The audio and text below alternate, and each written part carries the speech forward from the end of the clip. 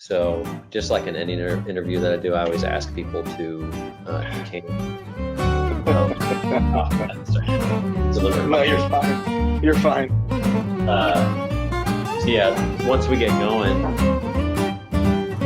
Okay. here, so I'm gonna eat a couple fries to keep me Keep the going. stomach pains away, huh? You know, so glad you're on here on a rainy, potentially icy evening. Yeah. Nice Yeah, and our cozy. schools are already closed. Yeah. So, um, how many kids do you have? I have five. You have five kids. Okay. Five kids. Yeah. Two natural born kids, and then we adopted three kids in 2016. Okay. Wow. How Yep. was that? It's How has it been? it's a very loud it's been a ride, honestly. Yeah. And at one point I actually had eight kids living with us.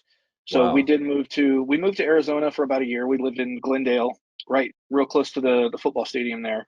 Okay. And we took my sister-in-law, my wife's sister, and her three kids with us. So we had three adults and eight kids living in one house. It was a huge house, so it fit us all. Yeah. So tell me a little bit about kind of you growing up, what that was like, and then kind of lead into kind of what got you into some of these creative fields. Sure, absolutely. Well, I was born and raised in Dayton, Ohio. Born to a single mother. She worked her tail off to make sure that I never went without. I went without. In the 80s and 90s, it was a really difficult Yeah. for a single mother to raise a child, as it always has been. Yeah. Um, so to answer your question about the why I got into, or what is getting me into the movie quote unquote business, I guess. I've always had an itch, you know. I Yeah. went to high school. I graduated from John H. Patterson High School in Dayton, Ohio, and I was in the broadcasting field, I guess you can call it, division is what they were Yeah. called there. So that got me behind a radio microphone and got me in front of a TV camera.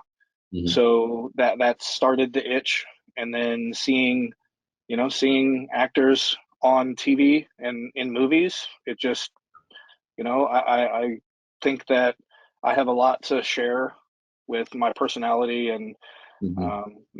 me wanting to make people laugh, and I'm just trying to run with it. Yeah.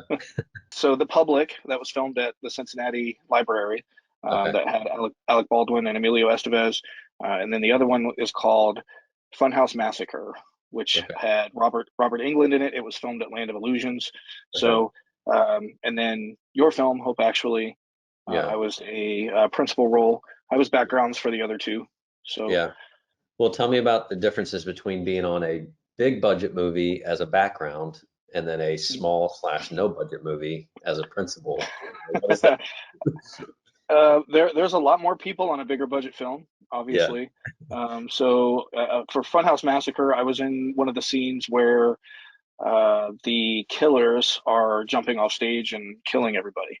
So there was a lot of mayhem, a lot of people running around, a lot of just screaming and sort of chaos. And Yeah. on The Public, I was a SWAT team member, so that was Nice. pretty mellow. Yeah. I won't ruin the movie for anybody, but it was closer to the end. Yeah. So, and then with Hope Actually, it was just, very relaxed, very methodical, very slow paced. And I believe it was a lot easier to work with you on this film, because you don't have this tight deadline to meet, a tight budget to meet, or anything like that. So I think it was definitely better in my perception to work on a lower budget film, because there's not all of these pressures coming at you from every angle. Sure. Yeah. I don't know if my productions I've never been known to be methodical. So I'm glad that that's the way it came across to Well, you. yeah, You yeah. know, try to come prepared. Didn't always feel that way in my head. Right, But we wanted to, obviously, when you show up as an actor, be as prepared as we can. And, wasn't always that way, but right. yeah. How'd you feel when you first read for that character? And then once you were actually doing and in it, like, what was that like? Right. I actually didn't read for Jerry. I read for Frank. Oh, And then that's okay. yeah. And then about a month later, you guys emailed me and said we'd like to cast you for Jerry, and I was all about it. I Before I replied, I went back and I read through the script that you Yeah, guys had gave me, the little bit that Jerry had in it, and it I liked it obviously because I accepted it, yeah, and it seemed to me like um, not that Jerry and I had a lot in common, because my wife and I, we have a strong relationship, yeah. but it seemed like I could feel the pain that Jerry had Hmm. from his interactions with his wife. Again, I don't want to ruin the movie, so it's kind Yeah. of hard not to say too much, but um, he and his wife were having difficulties, and no marriage is perfect, Yeah. but it does take a lot of work, and it takes a lot of what's the word I want to use? Um, a lot of patience Yeah. and a lot of hope. Yeah. Yeah. So you're able to kind of draw on, even though the circumstances and the characters aren't the same, but in terms of the emotion, you felt like you were able to kind of draw on personal experience to kind of arrive at where you need to be. Absolutely. Yeah. Tell Right. me how the leap to then getting married and having kids and like deciding to foster, was there Sure. a reason why you decided to foster, and did that have anything to do with, your upbringing? Well, my upbringing was, I don't want to say it was fatherless. I did have a father figure. Mm-hmm. Unfortunately, he passed away in 2005, Mm, but he did try his best to teach me how to be a man, yeah. as all father figures should be doing. And it really showed me how to parent and how to Mhm. be a father to my children.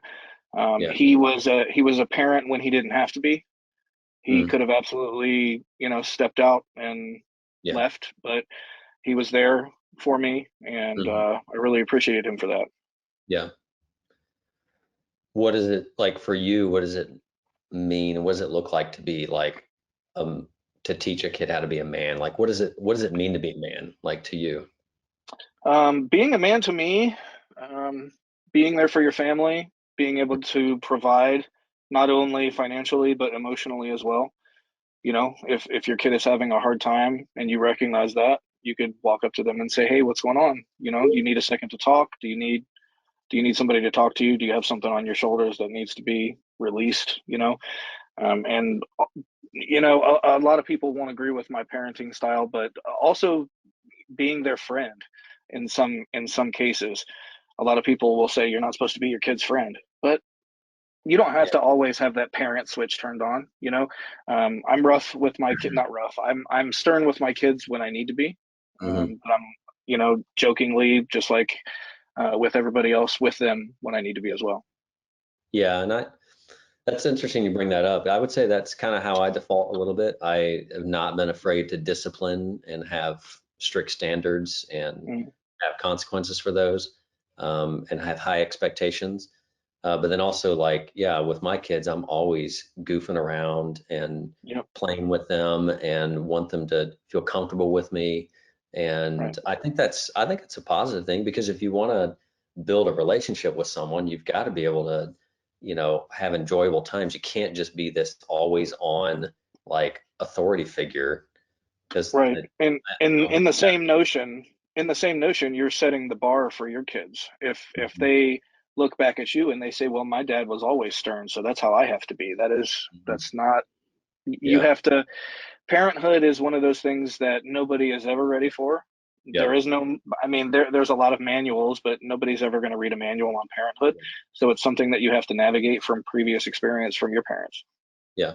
So I hope that we gave enough space for you and the other actors to kind of bring your own interpretation.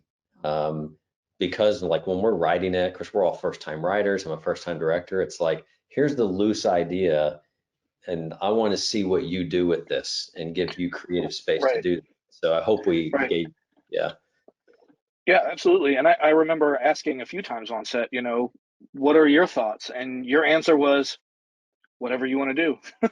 Yeah, So that did to end. Yeah, I 100% agree with you. You did leave it open for interpretation, which I think worked better in the end, yeah, because that as an actor we could navigate it on our own and yeah, figure it out ourselves. And if you were happy with it, then you'd say yeah, next scene, and yeah. if not, then we'd Be say like, let's oh, do it again. yeah. Well, it's scarier and riskier to do it that way because as a director, then I'm releasing control, and so that's Yep. scary. And then as an actor, it's a little scary because it's like I didn't tell you exactly what I was looking for. So then Yeah. you're taking a risk by like, all right, I'm going to kind of do it this way. And so it's both of us being vulnerable Hmm. that I think though arrives at something special.